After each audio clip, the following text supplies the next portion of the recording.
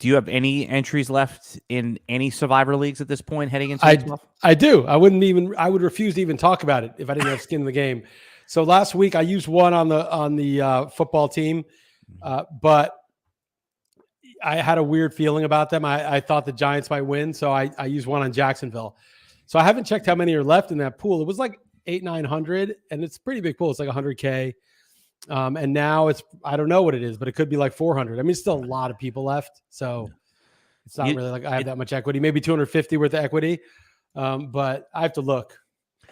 I mean, it takes a lot to get you excited about this. I know what you're saying, though. It's like when it's down to, under 100 people in that type of a pool, you'll start like, okay, it's now 1,000. Yeah, then it's 1,000. My equity's once my equity's over 1,000, I'll start to get a little excited. All right. So let's go over some of the picks for those people that are still in Survivor. What, who are and let's also teams that are probably not used. Let's go with that too. Yeah, because everyone's going to take the Cowboys or the Chiefs, but that's kind of obvious. I think the Dolphins. I don't think I use the Dolphins. I might still have. Actually, I might have used them in that pool, but they're at the Jets. I think the Jets could win that game. It's just if it's cold out, the weather, windy in the stadium. The Dolphins are kind of a soft finesse team. Conditions are good. They use that track speed everywhere. But the Jets, except for their quarterback, QB1, so sad he's now the emergency quarterback. He's done so much for the other generations in society, and now he's relegated to being the emergency quarterback. But hopefully he's an emergency. He helps out in some emergencies off the field as well. I have a theory about why they're starting Tim Boyle over Trevor Siemian, another one of your favorites. Yeah. Is that evolution? It's called evolution, Alan. Yeah. It's simple. It's a very popular theory. I actually, when we're ranking like the Lissisms of those things, that's in my top 15, top 20, the Trevor Siemian one. Siemian, I just am so happy these guys exist, right? Like, what would I do if Tom Savage wasn't named Savage? It's just lucky. It's just a luck of the draw that certain players have these names, and then they're also hilarious players like these perennial backups that travel around the league and resurface in 2023. Yeah. I mean, Mookie Betts is another all-time favorite. Well, I had a whole bit that was Pete Rose should have been named Mookie Betts, and Steve Howe. Remember Steve Howe should have been named Phil Koch. Both left-handed relievers for the Yankees, right? Steve Howe did so much cocaine. I think he died pretty young because of it. And then Tim Tebow should have been named Christian Ponder.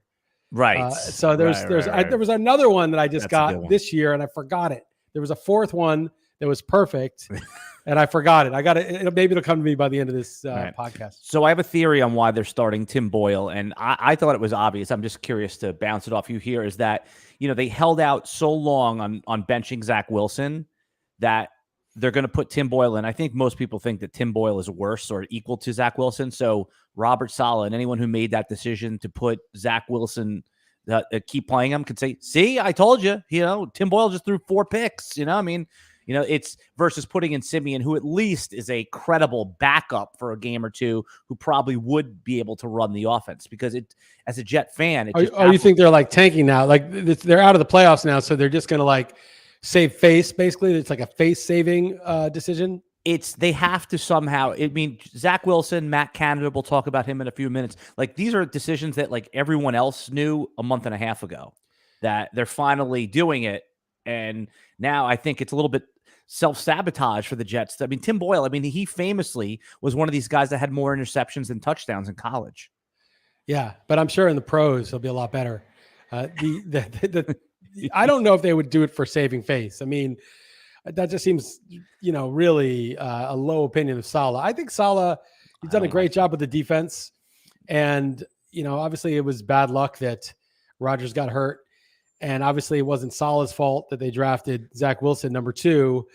And your number 2 overall guy who's been hurt a bit. I understand, you could go out. I mean, if they knew who Josh Dobbs was, they could have got Josh Dobbs. But they did know who he was at the trade deadline. Yeah, I guess they could have tried to trade for him, and instead the Vikings did. Yeah, right. And then the Vikings did a six-round pick. Yeah. Well, for a 4th, you got the Jets team is built to make the playoffs. I'm not saying they'll do any damage there. All you need was, you said this, Liss. Sometimes you just need a C- at quarterback, and it's good. This is one of those situations. Zach Wilson is a D- on his good days. Yeah, I think Tommy DeVito is better than Zach Wilson. That's scary. Not even a question. Not even a question. I mean, and they took this guy with the number 2 pick.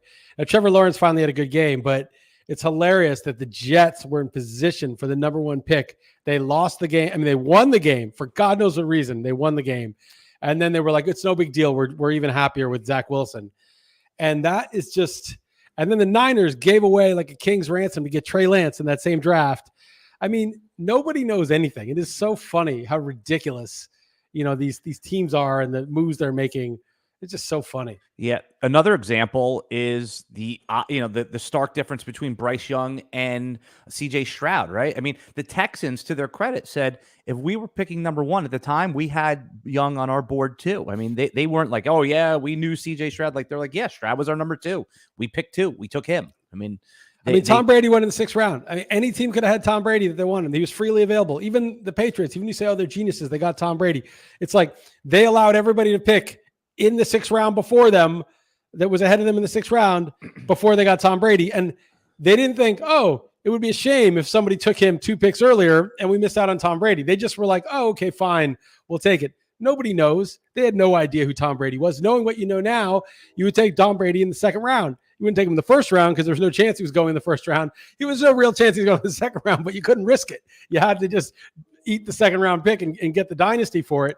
But it's just so funny, like the amount of certainty these like draft analysts, analytics, draft nicks, or just the analytics crowd. They're so sure of everything, and then you really look at it like it is just completely up the air. And this is a huge point I have about you must draft the quarterback. When you miss at quarterback, things like this happen where you end up with Zach Wilson for half the season and don't trade for Josh Dobbs. I think they could have traded for Dobbs, but they wanted Wilson to work out. And actually, Wilson, the worst thing he did was he played okay in a couple games. He had a couple okay games that gave them a little bit of false hope. And they were like, look, this is the number 2 overall pick. Rodgers is coming back eventually. Let's just roll with him, for a couple more games and maybe he'll be okay. I think Saleh really wanted it to work. Yeah, I'm sure he wanted it to work, but sometimes you get the best performance out of anyone in any job when you put their replacement in the room with them. And they didn't even want to challenge this guy last year, and then this year they didn't want to give him a competent backup. Like Carson Wentz, by all accounts, and say what you want about Carson Wentz. At least he's a professional quarterback that has real experience. He's truly terrible. But it can't be worse than Zach Wilson. I mean, the Jet. I don't know. He led. Okay, so when he was replaced by Hurts in Hurts' rookie year, he led the NFL in 3 categories: interceptions, fumbles, and sacks taken. I mean, it was a triple crown. You can't win the triple crown as a quarterback, because you don't make it that far. Nobody wins the triple crown as a quarterback. And he was winning the triple crown, the anti-triple crown. And this is like 3 years later, right? And he also was abysmal for the Colts. Abysmal. I mean, he was just utterly terrible. I can't imagine his carcass at this point being much of an upgrade. I mean, Zach Wilson just didn't know how to play pro football, right? Like there's nothing wrong with his athleticism or his arm. It was just like his brain just didn't process what was happening, or he's too nervous or something. And he couldn't deliver his skill into the game in a way that was credible at an NFL level like that. So maybe, anybody would have been an upgrade. But what about Mike White? They used to have Mike White. He wasn't that bad. I mean, the Dolphins have Mike White because they know that Tua is fragile. I mean, they're not letting go of him. They have playoff aspirations. I'm talking about you have to back up QB hunt on those teams that are out of it. Like, I always use the name Andy Dalton, right? I mean, maybe Andy Dalton's a good mentor to Bryce Young, but at this point of the season, Bryce Young, he's starting, like that would have been a good credible backup or a player to bring in, for a late round, day 3 pick, just anything. It's just that now that we started this conversation talking about the Jets backup quarterback situation, and Tim Boyle, you're going to see it's going to be worse than Zach Wilson, and they have Simeon on the roster. Yeah. I mean, it's interesting. Like the Niners got rid of Trey Lance for the same reason. You can't have the prospect be the backup. Right. That's the worst situation. You have Rodgers the starter and the prospect is the backup. Well, the problem is the prospect, that's not the guy you want to bring in because he's not ready, and he's also you can't really just get rid of him without just flushing him completely. And so they traded Lance to the Cowboys. They couldn't have you want to have a prospect as a backup to come in and then be Patrick Mahomes when Alex Smith was there. but you can't have a failed prospect as a backup or a failing prospect. It can't. That's and I think the Niners, like, even though Darnold is Zach Wilson 1.0, Darnold's better than Wilson, right? Like, and so. The Jets should trade for Darnold. That's who they should have got. Yeah, maybe give up like a second-round pick or something for him. Sometimes you can't go back to a bad relationship. You ever get back with like an ex-girlfriend when you were in the dating scene? It never works out. Yeah, not really. No, usually those bridges were burned. One of them, can I say this on the RotoWire podcast? Sure. One of them, the last words I heard from her, we were arguing. I can't remember about what, and I said something, and then the last thing she said was, "Fine, fuck you," and hung up. Last I ever heard from that woman in my life. Yep. Right? You ever search for her on social media, see what she's doing? No, she did. We did have a mutual friend later, like maybe 10 years later. And he mentioned to her that he knew me. And she said, "Oh, say hi to him. Say hello to him." So no hard feelings. Yeah, no hard feelings. What did you do wrong? What was the... I don't remember. I swear to God, I don't remember. We were just arguing. And, I said something. And then she said, "Fine, then fuck you." Hung up the phone. That was the last I ever heard from her. Yep. Yeah. No, YouTube is not... they're not like... And Jeff and Peter met that girl because in 1999, when I was writing for Roto News, they had tickets to a Dodgers game, and I brought her. And I met her because she was like in this yoga scene, and this is too much random information, but and she had all these like weird hippie boyfriends. Her dad was just some guy from New York, and she told her dad that she was going on a date with a guy to a baseball game, and he was so relieved. Because there are all these like weirdo freak guys that she was with, and he hated it. It was like, oh, the normal person's taking you out on a date to a baseball game. Well, it didn't work out. She obviously preferred those kind of other freaks. But Jeff and Pete did meet her once. I don't know if they remember, but I took a girlfriend to the. What was their opinion of her? Would they thumbs up, neutral, or? I don't remember. I think they were like just I didn't know them well, so at the time they were just friendly, and she was a perfectly nice person. I was just telling you how it ended. She was a yoga. Any armpit hair on her? I mean, no. She was attractive and clean, and there's nothing wrong with her. I like armpit hair on a woman. I know that's like a weird thing, but that's like one of the things I kind of like. I didn't realize I liked it until as I had those. You remember the Dirty magazine? It was called We when we were growing up. I definitely knew of it. Was it one of those that Woody Allen was trying to buy in Bananas? And he was trying to hide it, and then they were like, how much is we? How much is and like everyone in this news shop is like, well, it was a French magazine, and French women famously in the 70s and 80s had armpit hair, and that was the magazine I hid under my bed, so that's what I grew up enjoying. So I didn't know any different. Hey, yeah, I mean. There's much more perverse things than that. That's not the. Oh yeah, no. If it was perverse, I wouldn't say it publicly. This is that's natural. Natural. It's a preference. Yeah. Right. Speaking of armpit hair, we got now. So I want to talk about Mark Andrews. Right, Mark Andrews out for the season. Like, I don't want to ask like a vanilla question, like what do you do now? But like, okay, let's say you have a team, Mark Andrews. I'm just curious of what you think the Ravens to do, and then if you're in fantasy, do you try to make a quick trade here before the trade deadline? You always say you can't make trades in fantasy. You can trade for a tight end if you have an extra wide receiver or something, but would you just be comfortable putting Isaiah Likely in there? Give your thoughts on that. Yeah, I mean, sure, why not? Obviously he's not Mark Andrews yet, and the distribution of targets may. Beckham looks like he's like he sort of looks like the guy in the Giants. He's not quite as fast, but took some of those slants to the house and looks like the number one. It's funny because preseason they asked one of the Ravens DBs, who's the number one receiver? And I was hoping, because I got talked into Zay Flowers, you might have heard about this, that he would say Flowers is dominating camp. And the guy's like, oh, without question, Beckham. And I thought when he said that, oh, that's just some like veteran ass kissing, right? Because even if veterans washed up, they always act like, oh, Larry Fitzgerald in 2021 is still the best top 5 receiver in the league, or Jason Witten in 2019 is still one of the best tight ends. Like, everyone knows he's washed, but they just have a lot of respect with the coaches, the players, the media. And so other players like overly praise him too. So I just thought, Odell's like a respected veteran. But Odell actually is the number one receiver on the Ravens. And now with Andrews gone, maybe Likely just fills that role, or maybe the targets get completely redistributed.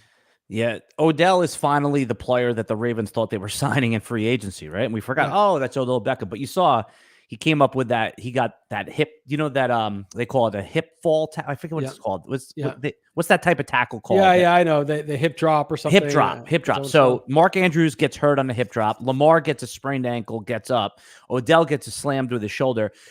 There's a note out that they're going to review if that type of tackle is going to be legal moving forward. And I told this to my wife. She says, she made the joke that we've all been making for, a year already. Oh, what are they going to play, flag football? So do you think they should outlaw the hip drop? No, they should mandate it. Here's the thing. Here's the thing. Did you see the Brady interview that it was with Stephen A. Smith, and Kareem Jackson, who's been called a dirty player, retweeted it because they're like, and Brady's like, frankly, the quality of play isn't as good. Guys have gotten into bad habits. He's like, when we played, you had to protect yourself. He's like, I didn't throw, murder balls to people. I didn't throw these over the middle passes where my guy would get absolutely, murdered because I knew Ray Lewis was there and I wasn't going to do it. And all these guys that you're saying are dirty players, that was what Ray Lewis did on every play. Yeah. And that's why Ray Lewis, off the field too, took care of his own situation as well. He was a dirty player off the field. Yeah. No, I mean, don't mess with Ray Lewis. But the thing is, there is a sense of things are getting, like safety is this safetyism. It's throughout society, obviously, right? I mean, it shut down an entire society because of a respiratory virus. And it's like, was that good? Now the verdict seems to be coming out. No, that was horrendous. It was horrendous. It wasn't worth it. And the safetyism, which goes beyond just viruses, it's just in everything. We can't have free speech. We got to keep people safe. Oh, if you hear something that's misinformation, it could be very dangerous. Like everything is the safetyism, right? Safety. It started with terrorism. Oh, terrorism. We got to have the Patriot Act. We got to spy on all the Americans because you keep dying in a terrorist attack. Safetyism. So still have to take your shoes off at the airport. Hey, Richard Reed didn't even succeed. He got tackled. And now, that guy, everyone knows who Richard Reed, the shoe bomber, the failed shoe bomber, right? And, but he succeeded because now we're all taking off our shoes. So, yeah, I mean, the safetyism is a disease. I mean, look, we're all going to die 100%. And you could get hit by a bus or by a car. And I'm very conservative. Like when I'm driving on the highway, I always pass cars and then try to leave as much space between me and all the surrounding cars. You don't know whose tire is going to blow. You don't know who's having a heart attack at the wheel for any unexplained reason, or falling asleep at the wheel, or how much sleep they got, or if they've been drinking. You have no idea, right? So that you're paying attention, but another aspect of driving safety is keeping space around so you have time to react if something, goes wrong. Right. I'm cautious about things like that, right? Driving, you can easily die, but I also know I still get in the car. I still get on the highway, right? Which is a risk. I still do things, that are risky, that are necessary for life. And I feel like it's good to mitigate risk. I wear a seatbelt, right? But, I wouldn't wear a straitjacket. You know what I mean? I'll wear a seatbelt. I won't wear a straitjacket. And I feel like they're like, if safety is at all costs, I need to get a bubble suit, every time I get in the car because that would be safer. And I think the NFL is a little bit like this. Like, look, we want to watch the NFL tackle football. And it's a rough sport. And the other thing that Brady pointed out about protecting yourself is, it's kind of like this biking helmet thing. Like I don't bike in the street like a moron, like these people. Like, I mean, like in an urban. Yeah, like these people. Like I'm almost kill 8 of them. Like just driving home because they're trying to zip past my car with like an inch between the part. I'm like, dude, you're gonna get killed, and it's gonna be my fault. I would never do that. I hate that. My friend in Venice, back in the day, smoked some weed, go bike. Let's go bike to the beach, and I'm biking with him in this traffic in Venice Beach, like turning my head, my neck is hurting. I'm like so paranoid about the cars, but it's not fun. No. It's not fun at all. So, but on a bike path or whatever, I don't wear a helmet. I make Sasha wear one because I'm a helicopter parent, but I don't wear one. Right. And it's like, just shit like that. Like one of the reasons that, if you have helmets all the time, then maybe you're a little more cavalier about how you're biking. I try to not fall, that's, I try to protect myself. And Brady's kind of saying like, if there are all these rules, you're counting on the rule book to protect you, then maybe you don't learn to protect yourself. Maybe the quarterback just throws that hospital ball. And because there's a rule against it. Well, what happens if Kareem Jackson doesn't give a shit about the rule because he was raised playing football the way it used to be played, or just by instinct, he crushes you, So for every official safety measure from the refs and the league and the rules, one less amount of caution, then the people are less cautious. So I feel like, there's a balance. Obviously, we don't want guys to, go full Daryl Stingley every game, but we, it's a rough sport. It's nasty. And I don't think there's like that many fewer concussions than there were. I mean, it seems like there's plenty of concussions now. And I don't know. I mean, I'm against it. I just think like stop making rules that keep restricting the defense and have those tackles increased because some of the other tackles are illegal. I mean, maybe this hip drop thing is more common now. I never heard of this until this year. Maybe this is even exists because they've been like removed from doing certain other kinds of hits. I don't know. This reminds me of the George Carlin bit where his rule changes the football, leave the injured on the field. Yeah. That was his real man. Well, my solution was to have a trap door, right? So a guy goes down and you got to fucking go to commercial, like interrupts the game. Like, it's just so annoying. You just trap door, guy drops through, he gets shipped underground into like a hospital or wherever he needs to go. Boom, next play. Like you open the trap door, drop him through, close it up, play. We don't need to have everyone standing around a commercial, trap door. That's my solution. Yeah. Unfortunately, it's a money business. That's why they do it. But I would, you can get the trap door sponsored by, yeah. Trap door. Whoever. Sponsored by Pfizer. Sponsored by Pfizer. Absolutely. Yeah. Yeah. Have a heart attack, drop through the trap door. Send you right to the hospital. This is why I miss you listening on the radio every day. This is where I would get the call from Matt Deutsch. You want to hear something hilarious? So Jeff Manns. I love Jeff Manns. So apparently Jeff Manns, a host on Sirius XM. Yeah, he's one of the hosts on Sirius XM. And apparently, like, I would curse a lot on the air. And then Manns would also curse. And when Deutsch would yell at Manns for cursing, Manns would say, well, Liss does it. So he ratted you out. No. Everyone knew I did it. It was that he was trying to say, like, look, it's not like I'm the only one, we're all doing it. And Deutsch would then say to me, look, we can't have you cursing because now other people are cursing. It was hilarious. Well, so this is why. So again, I think you already know this, but the reason is I've heard Jeff Manns. He's a talented broadcaster, but it didn't sound. It sounded like cringy when he would curse, whereas it sounds like part of your organic language. And I think that Matt Deutsch recognized that. Oh, maybe. I have no idea. I don't really listen to the shows. I never listened to the shows because I was in Europe. So I was. I couldn't. I wasn't able to hear him. So to me, that was just my observation as a fan listening. Again, I like Man's good broadcaster, but it's like, oh, that was a curse. Where there. Oh, I worked it in more like you wouldn't notice necessarily. Yeah, it was just part of your. She was just hanging up the phone on me, being like, "Fuck you," boom, and that was it. Right? Maybe that's extreme for Sirius XM, but Yeah. Do they? I know Thanksgiving's an American holiday, but is there any acknowledgement, or is there a lot of Americans in Portugal with Thanksgiving? Is there anything stop or go? Or? No, there's no. Everything's open. Nobody cares in Portugal, right? But there's expats here who obviously are going to celebrate it. We're taking Sasha out of school. It's not like an off day, and we're celebrating it. I don't actually know these people that well. I've met them once, but a lot of our good friends know them well, and they've gone to their house. Apparently, it's like a blowout. This is where you're going for? Yeah, tomorrow. Yeah, it's like a blowout feast of like excellent food every year, and so that's what we're doing. I don't know the details. And for anyone tuning in for the first time, Chris Liss lives in Portugal. That's why I asked that. I was just curious. I had that on my list to ask you. Back to football. Joe Burrow. We talked a little bit about it. Did you observe? Well, actually, you know what? Pause Joe Burrow. I want to actually. It's on my list. It's important. But Patrick Mahomes versus Jalen Hurts, that game right there. Okay, so the group of receivers here. This is worse than I've ever seen it with the Marquez Valdes-Scantling drop. Patrick Mahomes to me looks like as good as he's ever had. He's the best player I've ever seen play football. That guy on the move with people on, turning around, spinning. Yeah, rushers are there. He sees this guy, that guy, this running back moving, this receiver. Does he run for 15 yards? Does he run for 8 yards right to the edge of the line of scrimmage and then toss it to somebody who gets 8 more yards? Like his decision on the fly, he's the opposite of Zach Wilson. I mean, it's just like this guy is completely aware of every uniform on the field, every player around him. The only thing I can compare it to is peak Rodgers. Peak Rodgers was like that, was a wizard, like would be about to take a sack and just spin out and like find somebody. So that's the only other guy I can even compare him to is like that absolute peak of Aaron Rodgers. But Mahomes looked amazing. He was so much better than Hurts. It's not even close. I saw a good tweet that said, who would have caught that pass that Valdes-Scantling dropped? Tyreek Hill. Tyreek Hill. They won a Super Bowl without Tyreek Hill, so they have that. But now they can't. Okay, fine. They did it once. They can. No, they can win again. They can still win with this crew. I mean, I think they're. Yeah, of course. Who's going to beat them in the AFC?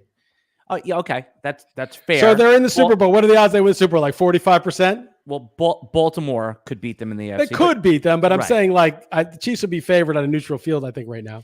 Yeah, I mean, but they're doing it with one hand tied behind their back. I mean, this is below the level of pass catchers. Oh, that's even. Well, Rashee Rice is good. Rashee Rice looks good, and so that's one. And then they have Kelsey. So I mean, it's like that should be enough. Kelsey fumbled away the game. By the way, they were going to go up 10. Yeah, Rashee Rice is fine for like your number 3. He's like a good complimentary. He's like the perfect number 3, or he could play the role of number 2. But they needed something or someone. Listen, Justin Watson, who I actually like, he's dropping passes.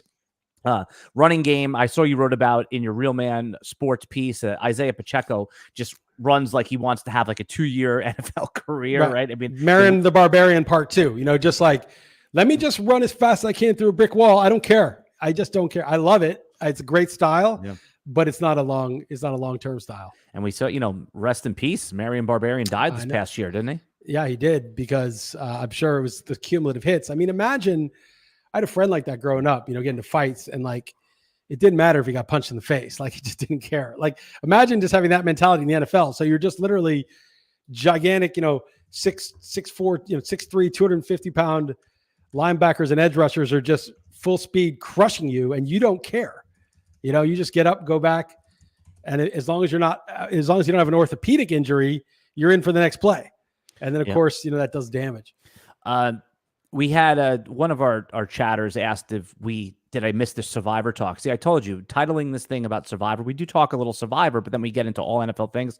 Just to review, we kind of touched on it. We probably should just hit give your list of 4 or 5 in order. And we know you're not going to have some of these teams, right? But we want to make sure. I don't know exactly what I would do here, but I think the Raiders at home against the Chiefs, that is going to be a tough match. I think the Chiefs will win. I don't think they'll cover. How about the Vikings on Monday night?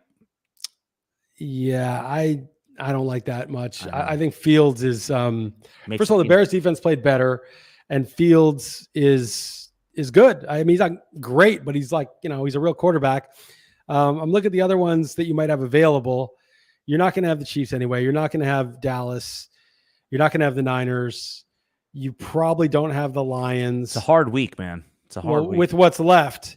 I mean, I've got a weird hunch. This is so crazy. So the Patriots, by the way, I was picking the games early in these things and I was getting destroyed. Mm-hmm. I told you I won money because I won 4 weeks ago. Then I went 1-4 week 10. I went 5-0 on my main picks last week again, and 3-2 on the other picks. So I'm going to roll, but doesn't mean I'm going to be good this week, but I'm just going to boast for a second. So this is an interesting game. So I thought the Patriots, what do you know what the line is in that game? Because don't look at it. So is the Patriots home? No, the Giants? The Giants. Oh, because you don't know. Good. Yeah. Giants are at home. They're hosting the Patriots. What do you think the line would be in that game? I'm going to say, just again, it's not what I would make it, but I'm going to say that the market is going to favor the Patriots by a point. Okay. That's actually it's not what I would do. So I had it as 2.5-point favorites for the Giants. That's what I would have. I would have it 1.5 for the Giants. Okay. I was just like, Giants are at home. These teams both suck. They're about equal. Giants should be favored. Right. And I could see Patriots -1 or whatever. It's Patriots -2.5. It's Patriots -3. Yeah, okay? I mean, that's up. So that means it would be plus the Patriots at home would be +9 or +8, or +7. The thing is, Patriots Giants are equal in my opinion. They're both shitty teams that are still kind of, Giants are still trying. They still have some players. Defense played well last week. But I almost feel like the Patriots I'm going to lay the wood with, because it's such here's my case. Danny DeVito got sacked 9 times. Okay. And so, that line in him, it's not good. They're in there. Remember, that's the team that traded Chase Young and Montez Sweat. They don't have their 2 main guys. While you're breaking down this game, can I do my usual half-hour break so I can last another half hour? Yeah, you got to get that looked at. I know. I have a prostate issue, I guess. Yeah, I'll be right back. back. Looked at by a nurse. Yeah. So the Giants, they played good defense, but they won a game largely because they got a bunch of turnovers. The football team was the better team, probably. They got 9 sacks. And I don't think they can duplicate that. And I don't know if Belichick is still totally there, but to the extent that he fools young quarterbacks, the defense may have a good game plan. And the Patriots are the ultimate buy low. So the Giants are sell high after that win. The Patriots are a buy low. The line looks totally whack. It's totally like, what is this line about? And I think it's one of those times where the Pats, I don't like, again, value wise, it seems absurd to me that the Patriots are laying 3 in New York, but I think I might take the Patriots just because, the biggest mistake I made in like handicapping was like looking at that like Massey Peabody bullshit. That was like, oh, you used to love that thing. That was like the worst. It's the worst. It's poison. It's poison. Oh, because what it is, I'm not saying they don't do a good job or whatever. It's not that. But you're using it as what you call a heuristic, as a Bible, not as a guide. No, not even the Bible, not even the guide. Anything. It's terrible because what it is an average performance of these teams. Okay.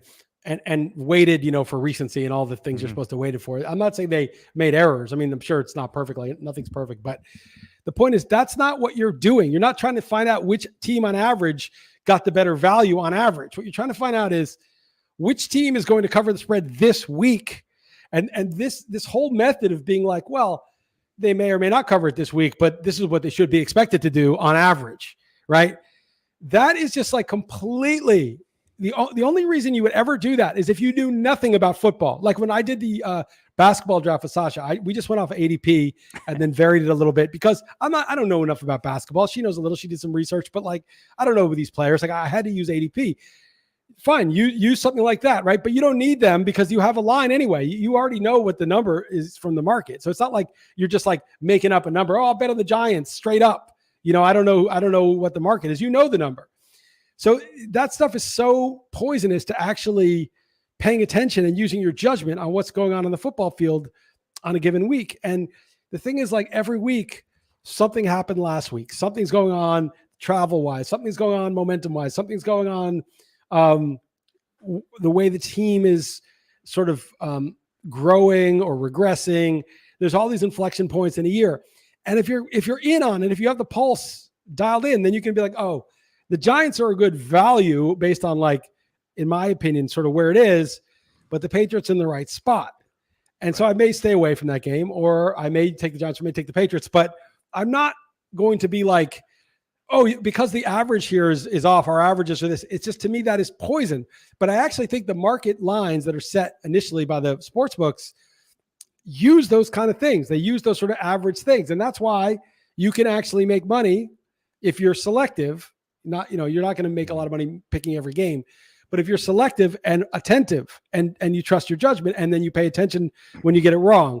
So I think all of these like models are poison. They're just poison. Yeah. So, well, again, they're a way, if you're doing this based on what you're saying, if you're doing this and you're using that method, the model should confirm what you're observing, not the model shouldn't dictate what you are picking.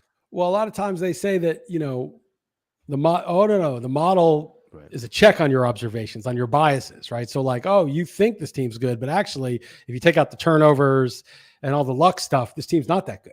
And so the model's telling you what the real value is. That's why it's so tempting to be like, oh, the model knows, because it took out all the luck stuff. And they say, well, the fumble, it's once the fumble drops, it's luck who recovers it. So this team's, +6 on fumbles. There's, you think they're good because they're kneeling on the ball in the fourth quarter, and you have an association with them being good. But you're not paying attention to all the fumbles they recovered, which is luck. But I think that's fine to know that, and it's true. But in the end, you're not handicapping on average. You're handicapping this particular game. And in fact, those models have no opinion on this particular game. They'll say, here's what is likely to happen.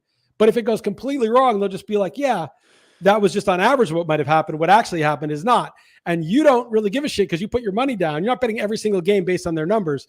You're putting your money down on this particular game, and you're like, did I read this right? And a lot of people say you can't read it right, all this stuff about momentum and the inflections and stuff. It's impossible. That's another psyop, man. I think I fell for that. I was like, oh, yeah, how can I read this? You know it when you know it, and sometimes you pretend to know it, but you don't really know it. But sometimes you see it and you're like, this is it. This is the game they're going to go off. And you gotta trust it. And otherwise, why are you even doing this? Just get AI to do it for you, and then the AIs will bet against the AI markets, and there's no betting. I mean, it's just probability And I think most of the so-called sharps, they're not sharp. They don't know shit about anything. All they're doing is trying to capitalize on people's mistakes who think they know but don't know, right? And so that's their whole thing. But instead of capitalizing someone else's mistake, how about actually having a feel for where the league is going? So that's what everybody thinks who's making the mistake. And they're like, I'm going to capitalize on you thinking that. But actually, some people actually pay attention and can have a feel for it if they don't get sucked into all these different sort of traps of, a Monday night home dog or something like heuristic. Right. That's just like, that's a trap. Like, don't do that. All the sharp bettors, those fake touts do shit like that too. So it's hard, but it's doable. Yep. You were referencing the Miami Giants game too, but the problem is that we don't even know who's going to be playing quarterback for the New England game. Is it Will Greer? Is it Bailey Zappi? We know it's not going to be Mac Jones, but there's also a guy named Malik Cunningham who was a wide receiver list who played quarterback in college that in the preseason looked all right. I would want them to start him. It doesn't look like they're going to do that because he's a running quarterback. He might be a little. Does it qualify wide receiver in the NFFC? I'm sure he does. Yeah. Malik Cunningham, if he starts, put in a bid for him, right? I mean, if you have him a receiver and he's a starting quarterback. I'm going to look it up right now. I told you the legendary story where Don will sue me for saying this again. But one time we were sharing a team. This is like 2009 or 10 or something. And it was a QB flex. And Matt Schaub, I think the best defense in the league that year was either the Ravens or the Jaguars. He was playing against one of those like elite defenses. And so he benched him for Santana Moss. And Santana Moss got like 7 points or something. And Schaub it was like a shootout, right? It was like an unexpected shootout. And that Schaub scored like 30 points or something. And I scored him for it. And he's like, yeah, I know that was dumb. And I said, well, if Schaub miraculously qualified at wide receiver tomorrow, what number wide receiver would he rank like rest of the season? He's like, 1. Right. So it's like, you never sit wide receiver 1, no matter who they're playing. Right. And so, that's the same with this Cunningham guy, right? Well, if he's the starting, he wouldn't be wide receiver 1, but he'd be like wide receiver 10 if he qualified, quarterback the rest of the year. I'll stop here. The NFFC, Sharp as always has him as quarterback. That's too bad. Sharp as always. So that game, you would, if you were forced to bet it, you would take the Patriots and lay the 2.5. Right now, that's my lean. I don't commit till the game start. Till Friday night when I make my actual picks, but. At first, I was like, "That's ridiculous," If I were them, though, I would start Mac Jones again because you kind of want to lose this game. You're 2-8. You're Patriots. You're in the spot right now where if you lose again, you're getting one of the two hammer. Can't have that. That's a bad culture. I think the Jets winning that last game was truly moronic because it's the last game of the year, like the season's over, and to go all out was just tough. But you can't in week 12 be like, "Let's start losing on purpose." Not losing on purpose, but. You know what I'm saying? It's like there's 2 elite prospect quarterbacks. You're in the 3rd position. Now, you could get Marvin Harrison, who's, supposed to be the best wide receiver prospect in the last 5 years or since Jamar Chase and Justin Jefferson. So it's like 3-4 years. The Giants, I mean, listen, it's hard to tank in football. 12 inch. You get 12 inch if you can, if he's there. Phoenix. Yeah, of course. Yeah. It's that I've actually repurposed your joke. Gave you credit. It's fantastic. It makes the room laugh, and then once it makes the room laugh, I say, "Oh, that joke comes via Chris Liss," because I can't say, "Hey, Chris Liss." If it flops, then you should blame me. Say, "Look, it's a stupid joke, but I got it from Liss." It does. That's not. Well, Penix never flops. Yeah, no, it doesn't. 12 inch. I mean, the thing is, like, I think 12 inch should be his nickname. I mean, Penix. His name is Penix. I mean, sometimes you got to do a joke that's, the way you read it, way it's read. Right. And I mean, but it's when you say Penix, it's funny because it's the wrong. Well, I didn't know because I don't follow college football. I just read it as Penix, and it's 12 inch. There's a joke that I liked. It said, but it only works, reading it. Some jokes only work telling it. Some jokes only work reading it. This one was, your kids may be nice, but German kids will always be kinder. But, it's kinder, right. When you read it. Right. Very good. Very good. Yeah. All right. So let's, Giants right now, by the way, 3-8 in the 5th spot. I mean, if they lose too, they'll move up a couple spots in the draft order too. I was just about to say, it's hard to tank in the NFL because all of the players are trying to put something good on tape. They're not motivated to have a bad record, so they get another person that can come in their position. Of course.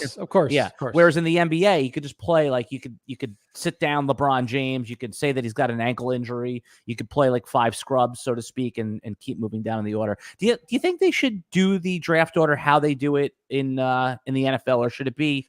I always thought maybe a random lottery for the bottom 10. So like right now, Tampa Bay is in the 10th spot. Just do a random lottery that he could end up with the number 1 overall pick for the bottom 10 only. I don't think it's necessary. I think the NBA, it's so seismic when you get, I think Wembanyama's going to be good. I mean, he's been up and down, but he just looks like so he's ridiculous. 19 years old, dude. And he's like 7'3" and could shoot. I mean, it's insane.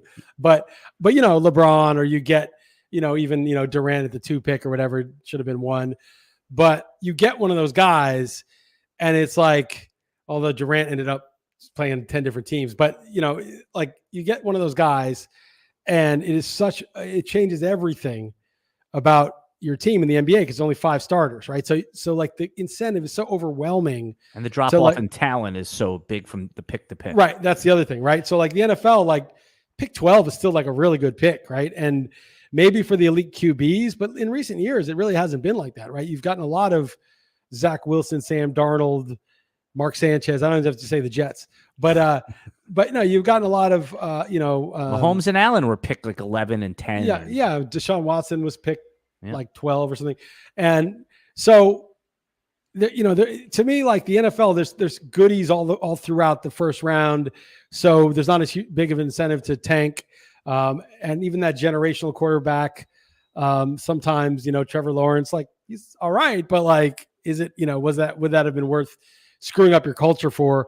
And even the quarterback is obviously the most important position by far. Is that it's still not like LeBron to your team, right? Like I feel like maybe Mahomes is like LeBron, but that's about peak LeBron versus Mahomes. You could say that's kind of close, but that's like the greatest quarterback of all time, arguably. And most quarterbacks are just not going to have that big of an impact like that.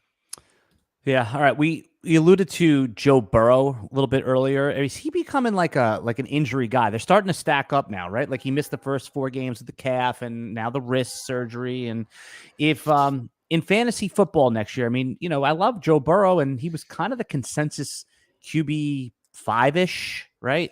Yep.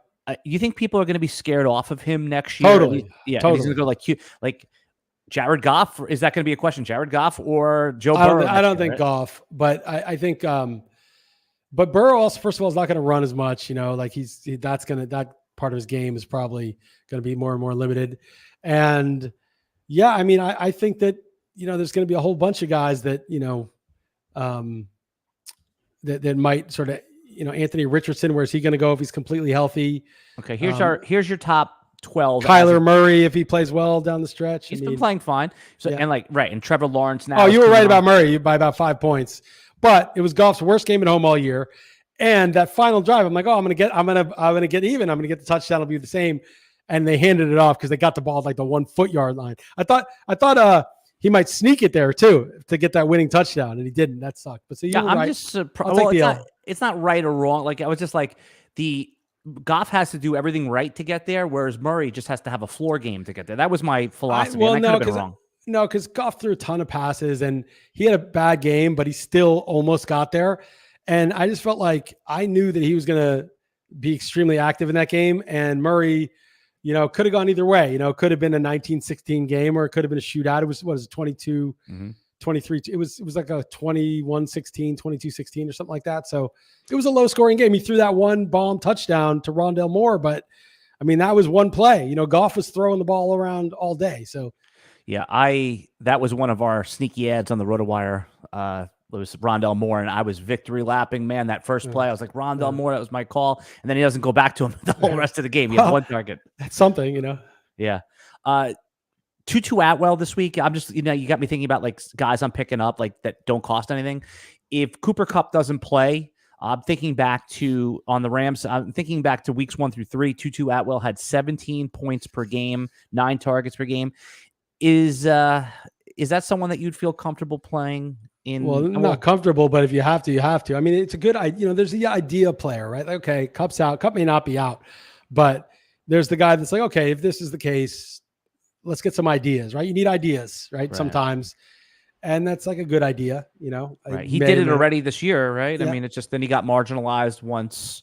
And I'm kind of giving those random topics because I see some like start sit questions that people are asking us. But I don't care about what the audience wants. Well, that made me think of my own start sit question.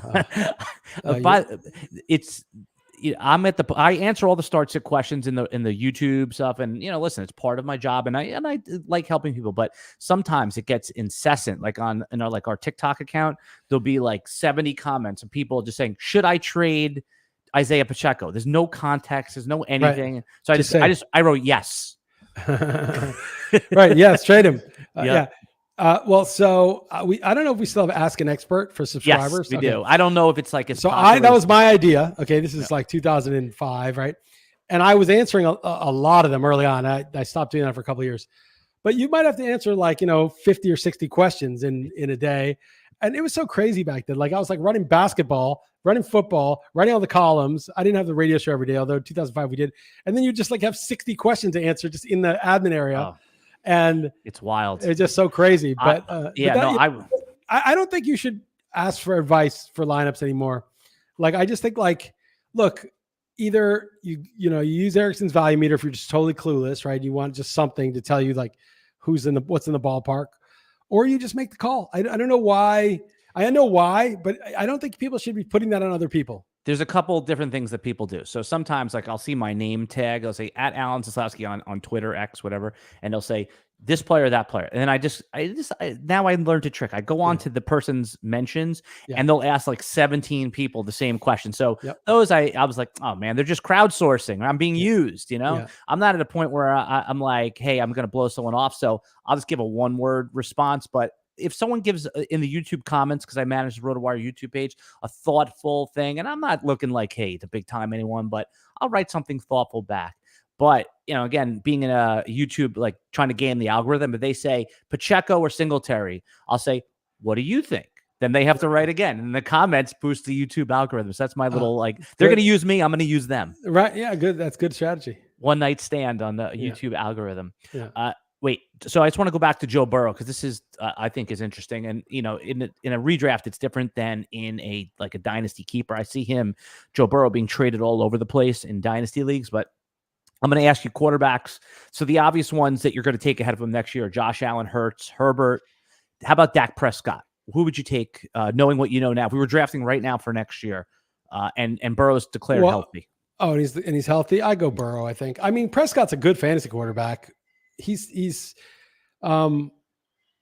yeah, I mean, I'm a little annoyed because I started him last week over Purdy, but you couldn't have seen that one coming, man. No, I did. I knew I was just too much of a nutless monkey. It's funny, that team, I mean, now Kenny Walker's hurt, it's got problems, but that team, I stacked, Dak and CD, but I also stacked Purdy and Kittle, and they're both good stacks. Like either one is a winning stack, and I blew it because it was just that Dak was such the hot hand, and I leaned on that heuristic of like, oh, hot hand, stick with them, don't override that. But the Panthers were it was just a bad fit for him to have a big game. He had a good game though overall. Let's say he had 20 fantasy points, right? It wasn't. Purdy had like 36. Yeah, that's that. I've been playing Justin Herbert in my NFFC where I was like in first or second place every week, and then I did the hot hand thing. I benched Herbert last week for CJ Stroud, and it cost me like 16 fantasy points, and more importantly, a win, which is terrible. Yeah, I mean, look, you're not going to get all your lineup, no matter how dialed into your judgment and not being a nutless monkey and using a heuristic or someone else's advice. You're not going to get it perfect, and you can live with those, right? Like those mistakes. But Pianowski always said this, and I like this. He says, don't play for the friendliest loss. And that's a heuristic, but it's a good one because it doesn't help you, right? Like it doesn't help you choose. It actually makes it harder to choose because you're saying, like, don't worry if you feel good about it. Just go with the guy you really think is going to do it. Don't go to like talk to yourself the next day and say, yeah, but it was the hot hand, or I did draft him higher than the other. If you think the other guys, do it and make your own mistake. And I think the only heuristic that I'm now using is it's my call and it's my mistake. And that's, I'm the boss of this, and I'm owning the mistake. And it just feels so much better to make your own mistake than make a mistake because someone else told you to. Yeah. And the same thing with like when you're doing the waiver wire and add drops. Like I told people this week that asked my advice. Like I said, it's okay to drop T Higgins. He's not doing anything for you. Now they have Jake Browning in there. Like you want to pick up, I'm just making up a name, Devin Singletary, for some reason in a shallower league, or someone that's going to help you this week, or a defense can help you. Like, you can cut those guys. You don't have to be like, I drafted him in round 2. I need to hold on to him. Yeah. It's not like he was doing that much consistently anyway. I mean, you got to make errors because you can't be perfect. And so if you're not willing to make an error, you should be. It's like this. When I was learning to serve in tennis, remember the instructor was like, he was like, half of your faults should be in the net and half of your faults should be long. If all your faults are in the net or all your faults are long, you're doing something wrong. And your toss is in the wrong place. Something's going on wrong, right? You're not going to get all your serves in, but your errors should be equally on both sides. And it's the same thing. You're not going to make all the right drop calls, but you should be burned half the time or maybe a third of the time because it's more painful and worse for you. But, X amount of times because you dropped the guy who ended up being good, and X amount of times because you held on to a guy that too long and should have dropped him earlier. Like, it shouldn't just be you always get burned because you held the guy and never dropped him and he wasn't good, or you always drop the guy after the first week and you get burned all the time and you never stick with your struggling players. You should make errors on both sides. Otherwise, something's not right. Your approach isn't right. Yeah, I still get so pissed off though when I get not wrong for like, okay, I swapped out Justin Herbert for TJ Stroud. Like, I was like, okay, I know what I'm doing right now. Right. Herbert, they were both hot, but I was like, I like this matchup better. Like, I'm making this decision knowing it could go wrong. I get so frustrated though, not with those types, but like, I traded away Tank Dell after he was hot for Deontay Johnson, thinking like, hey, this is the quote safer player. The minute I hit accept on that trade, I knew it was going to go wrong. And now it's like, oh my God, it's cost me 2 wins, probably a playoff catastrophic, but it's still sticking with me. So I purposely use that example because I want to talk about Matt Canada. I loved your example. You called him Matt North Korea. Yeah. I mean, it's, if Canada is too totalitarian, go to a less totalitarian place, North Korea. Do you think this is going to make any difference for the offense? So selfishly, I want to know, do you think this is like the Deontay Johnson dead cat bounce game? Because I really need him not to have 3 points again this week. I don't know. Obviously, when you fire a guy who's been doing poorly, it's always good, right? Just regression, right? Like, you had a guy who was very below average. What made him so below average? I mean, I don't know. I can't watch the Steelers. I can't watch that team. It's unwatchable. I didn't watch down in, down out. Kenny Pickett is terrible. I mean, maybe he's not that bad. I mean, remember Vince Young with Jeff Fisher and, or Goff with Jeff Fisher. Yeah. And then with McVay. So you just don't really know for sure, but he looks, there's just no upside. There's nothing happening. Jaylen Warren's the only guy who does anything really. And so, yeah, go ahead. I have a question for you. So I usually don't take questions out of the chat, but this is a Survivor question on a Survivor podcast. This is an easy one. They just want to know what your lean is if you had to pick between New Orleans and Atlanta for Survivor. So it's a coin flip. I mean, I guess I would take, I would take New Orleans. I made them 1.5 point favorites on my numbers, but that's a coin flip. I mean, right. and I, it's just, you can blame Liss now. Now they can blame you at least. Yeah. But it's like, if you're doing a coin flip, that's fine, but only do it if you have a strong lean on it. I certainly do not. Yeah. We're doing the Thanksgiving draft tonight on SiriusXM. Oh, I should do it. Yeah, I like that. Yeah. No, remember that was like kind of how I got integrated into your show a little bit. Yeah. Yeah. I would beg you to come on that thing. So yeah, I wish your time zone wasn't all different because it would be fun to have you on there. I'm hosting with Jeff tonight. I would have done it, not at like 1 a.m. I wouldn't have done it, but I would have done it at the time zone. Yeah, I love those drafts. It's just another excuse to build a dominant. You get so excited about your dominant team, and for nothing. It's like one day, it's fresh start, $20, but it just gives you new hope. Yeah, like my teams, it's just sorting through. It's like Kenny Walker, dude, and getting hurt like that in the first quarter. He's gonna be a while too. It's gonna be a while. It's just so I have Keaton Mitchell. All right, so I got him a couple weeks before, and he didn't do anything. I started him over Jerry Jeudy, who did a tiny bit more, but Jeudy is unplayable at this point. But Keaton Mitchell, I think I got to use him a running back. It's him or Deonta Foreman who's banged up, and then Khalil Herbert's back. It's Mitchell. Friendliest loss. You just talked about that. Yeah. You quoted Scott Pianowski. Yeah. Mitchell's the guy that can give you like Devon A-Chain light on like 7 touches. So you have to, in my opinion, that's what I would do. Yeah. But just going back to this Thanksgiving thing, we did one of these Thanksgiving drafts on YouTube. So, obviously we used to do it on SiriusXM. You would host it there. So I brought it over to YouTube, and I have RotoWire put up $100. I invite 6 people from around the industry. We just did one yesterday. I picked at 6 and got the Purdy Kittle stack. So I'm, like you said, I'm now excited about that for the Thanksgiving game. So does that mean I should start? Let me see what they got. It's Purdy at Seattle, and it's Dak hosting the team. I got to think about that. That's a hard call. It's a thin slate. Oh, you mean you have that call in your in my NFFC, like in my, that team's about 80 points. Got, what is it? Week 12, 13, 14. Got 3 more weeks to make up about 80 points. Yeah, I mean 25 a week, 27 a week. Yeah. So like, I've been scoring big numbers, but it's always like effing Kenny Walker, like just kills me, but like, okay, everyone's got that kind of stuff. It's not just me, but if I get a 200-point week, right? Like just one, then I'm like right there. Then it's just like 50-50, so I just need some big weeks, and I can't make a mistake. Like last week I left 14 points on the bench with Purdy, and I just got to look inside my soul and figure out Niners at Seahawks. Now, Geno, I think, is going to play, right? Because that matters. If Geno doesn't play, maybe the Niners take the foot off the gas a bit. No, Geno's going to play by all accounts. But, I mean, I wouldn't play Geno in No, I'm not playing Geno. I'm saying that the fact that he's there means the Niners, will probably, they'll be less likely to be up, 17 in the second quarter and just start handing it off to Elijah Mitchell or somebody. They'll probably be more aggressive. And then the team at the Cowboys, the team gets into shootouts. The team, Sam Howell just keeps chucking it all game. And so there's that. So those are the two, they're both good options. I mean, it's a good problem to have, but I gotta think about it. I'm leaning Dak. My vibe is Dak, but it's tight. Yep. I'm looking at some running back rankings right now, just like for the total year.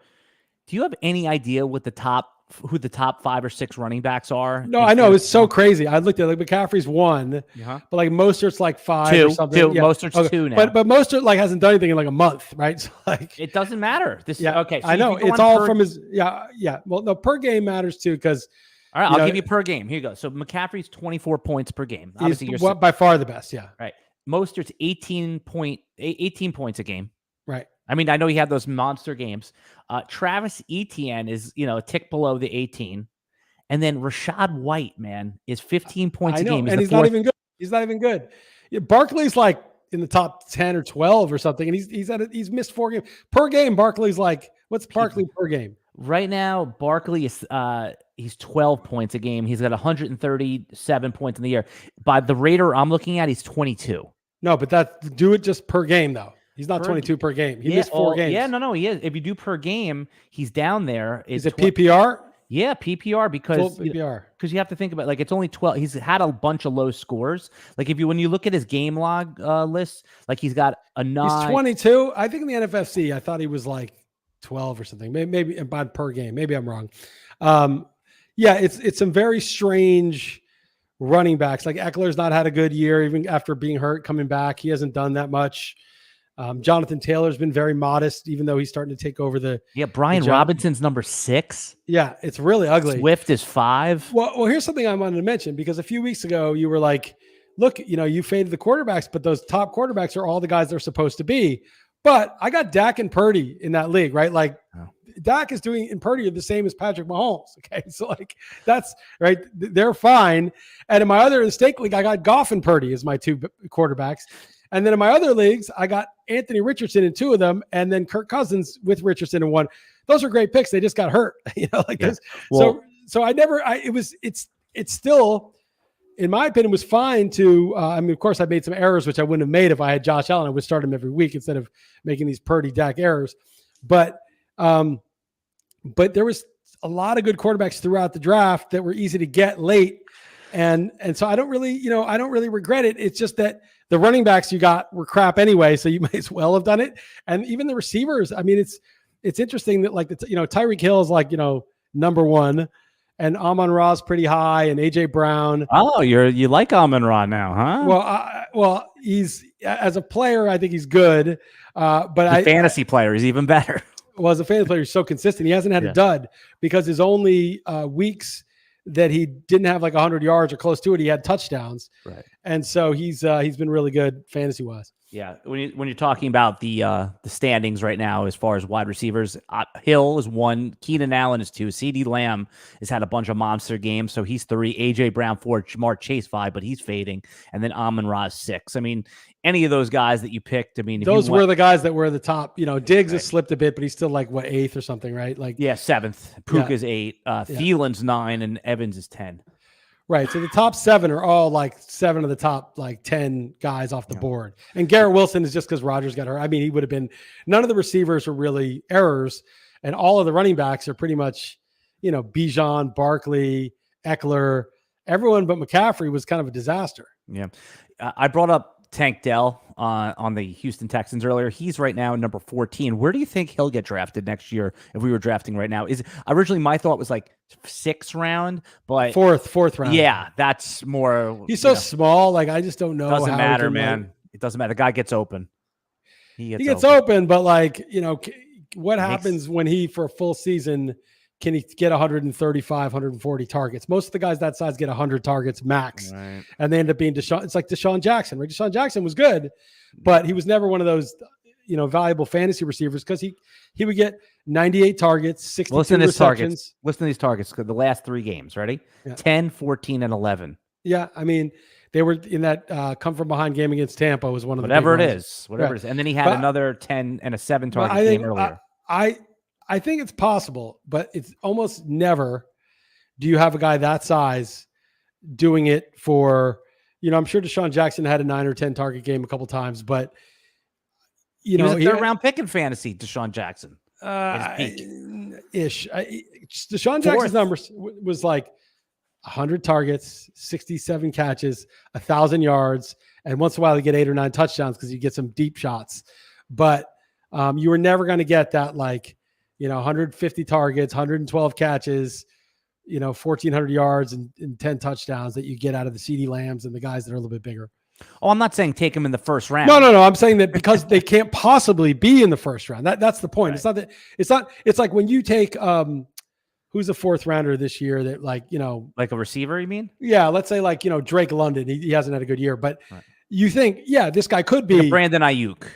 Yeah, well, Ayuk, it's hard to see the targets really, but Cortland Sutton. I mean, Amari Cooper. Sutton sucks, but Cooper, right? Like Cooper, if Watson, was himself, you could see Cooper getting 145 targets, 100 catches, Terry McLaurin, 1,200. Yeah, Terry McLaurin, same thing, could do it, right? You don't want to take a guy, above the 4th, 5th, 6th round that you just don't think can get 140 targets. That you just don't think it's in the cards. Now he could get 140 targets, but will he hold up getting 140 targets? How about Puka next year? Let's say everyone comes back. The band is back together. You have Stafford, you have McVay, you have Kupp, and everyone's back. They basically don't add anything of consequence. It's Puka, it's Kupp, and it's Tutu Atwell. Where do you think? 3rd round. I'll go in the 3rd. So you don't think 2nd, huh? If he finishes crazy strong, he will go 2nd. But I think if we're drafting now, he goes in the 3rd. All right. I mean, I think he's shown that he's good. The other problem is Stafford's old now. He's been hurt a lot. I mean, these guys aren't getting younger. One of the big errors I made was Ridley. No, Ridley's been I got him in the 4th. I got him in the 4th. The error I made was Christian Watson. I got him in the 5th. Oh, me too. But it was that I got him twice in the 5th round, and then I got him in the stake league. And the thing about him is that Jordan Love thing was real. We just just to be oh, Rodgers Love, Rodgers wasn't 100% last year anyway. But when there's big change, or even Olave, right? A new QB comes in. It's when there's big changes happening, it's very risky to just say, oh, this is just going to be like last year. But, even though because Carr's as good as Dalton, but it's yeah, but it's just different, right? It's a different person. And when it's the same, it's just so much more stable, Well, here was the rug pull with Christian Watson was he did have one game with Jordan Love and he produced. So I know it's a 1 game sample and that's obviously dangerous, but I was able to tell myself the story like, hey, I saw it with Jordan Love, like I saw him produce. So, hey, it's going to be fine. That's his go-to guy. But I mean, it was a slant that he took to the house, so. Yeah, like I was doing I only watched the 5-minute version of, I think it was the Monday night game or the Thursday night game last week. And I was saying Zay Flowers, I start that dude. He's like 5 for 42, 4 for 42, no touchdowns. Like it's like pointless to start that guy. And then somebody pointed out, he had a 60-yard touchdown called back on a phantom hold. It would have made the finishing line, this overall line a lot better. So I watched the replay of it, and it was like he got a screen. There was good blocking. He ran straight down the lane that was blocked for him for the touchdown. It was fine. He wasn't slow. He had decent wheels, but it was like, that's not going to change my stance on him, which is that he's a bit like, he's like Kadarius Toney if Toney could stay healthy. It's like maybe like a better route runner. Like Toney, every time he's in a punt return, it's like, this is so exciting. I love this guy. And if he's in the open field, he's so electric. But it's like, okay, but this guy can't stay healthy. He's a bit of a head case, and he's just not going to be Mahomes' guy. I mean, Toney should be like, he's a first-round pick. There's no one there. Toney should be taken over this year. People were drafting that guy in like the 7th round before he got hurt in the preseason. And, it's just, he's obviously not the guy. Yeah, he was considered a reach pick in the first round. Like all like the draft people were saying, whoever takes Toney in the first round, that's going to be like overdrafted. The Gettle Chad took him. I mean, I can see But then Urban Meyer, the Giga Chad. Have you seen that video where there's Urban Meyer's doing like an interview for some college football thing, and there's a guy in the background. There's like a mirror, and in the background, there's a guy pulling a bong who's on his boat with him. Like, dude, that is just so, I have so much respect for that. And so Urban Meyer, backed up the Giga Chad. It was like, oh, if he didn't take him, we would have taken him. And then he took Travis Etienne because Toney was gone. That's who they said he would have taken. It's funny. It's like, and meanwhile, that was the way better pick. But yeah, I mean, listen, I was tantalized when I saw, you remember that game against Dallas with Toney when he was on the Giants? I mean, he looked like he was like a video game character, the way he was moving with it. 170 yards, and then he got ejected in the same game. He got into a fight and got ejected. Yeah. He had Odell Beckham's whole career in one game, in one season. Like his rookie year was Odell Beckham's whole career, basically. Yeah, that's actually a good point. A couple just loose ends, and someone in the chat asked about the Miami backfield. I think a nice little sneaky pickup this week is Jeff Wilson. When we did our video, Jeff Erickson and I, we were talking about Ahmed, but he was since Salvin Ahmed, who caught a touchdown in week 11 on a screen pass, is now on IR. A-Chain, who knows if he's playing. So you have Mostert, who most hurt. There you go. Well, meanwhile, he's been rock solid for 2 years, no injuries, no missed games in 2 years, this year and last year. So you have now Jeff Wilson, who was a healthy scratch last week, moves in, and if your waiver wire ran, he's out there, he's free. I know we always kind of the fantasy football cliche. This guy's free. He literally is free. I picked him up in a couple spots. I have him on that. Actually, I could start him over Keaton Mitchell. He's a backup right now, so I would not do that. But I'm saying is A-Chain, it's like, fuck off. Dude, wait for a month, put you in, you get 2 points, you don't get any points, you're out again. And it's just like, that's bullshit. He re-aggravated an injury. I mean, I know, but like, dude, fuck you. You're like the greatest player of all time, right? The first one I had you on the bench because you didn't capture that one. I didn't know. I get one game out of it, maybe two, right? I think one of them I split. I put someone else in. And then now I wait all year because you're the greatest player of all time, put you in, and then you ruin my team again. I mean, this is just like... This is Kadarius Toney all over again. No, but it's worse. It's way worse because Toney, was all like theoretical. You were never like benching someone good for Toney, No, you saw that big 170-yard game, and then you just kept playing him. I kept drafting him. I mean, yeah, I guess. But, A-Chain was like on the highest, most efficient offense of all time through like 8 games. It was insane. Yep. Yeah. All right, Liss. Well, it's Thanksgiving, so I'll do something that you hate, and I will. I'm going to give you a little praise right here, and that I am thankful that we've gotten to do this pod all year, and that we're going to continue to do it until we get bored and not do it for this year. But I appreciate you. I've always started off as a fan of your work, and now it's RotoWire. You're basically one of the reasons why I was hired at RotoWire. I know you don't take credit, but you helped facilitate that with I begged them not to hire you. I told them it was a mistake. So I thank you for that. I'm appreciative. I still love everything you're doing over at Real Man Sports. Anyone that's new to the podcast here, go check out Chris Liss's content at realmansports.com. Puts everything there. And also the Chris Liss podcast, which is he talks about the state of society, politics, all that kind of stuff. And RotoWire right now, if you want to get behind our paywall, rotowire.com/try. 2 days free. You can just put in your email, paywall unlocks. Let everyone know. Are you posting a not Real Man Wood? Are you posting a Chris Liss podcast this week for Thanksgiving? I think I will, because I didn't edit it last week. I got feedback from a few people, including you. I sent view for, I thought it was good. And so the editing's the work. So like, even though I ran a 10K this morning just because I was going to eat a lot tomorrow. So I just kept running. You're a sick man. I'm a sick person. And then I just did this. So if I still have energy and don't want to go to sleep later, if I don't have to edit it, I can just bust it out in 45 minutes. And so hopefully I will have one. And that's not code for anything. No, it's not. It really is just literally what I'm saying it is. Yeah. But and thank you for the nice words. I appreciate that you're doing these with me also. I'm surprised they still let you do it, to be honest, but it's not my problem anymore. So I don't, I'll keep going. I think those guys have mailed it in, right? Is that what you're going to say next? No, I don't know if they mailed it in, but they, it's like, I don't know. I think the times are changing a bit. I think the zeitgeist is shifting a little from the cancel culture. Oh, you said a wrong thing. That's wrong thing to maybe those people who think that, maybe they should just, shut the fuck up and we'll just ignore them.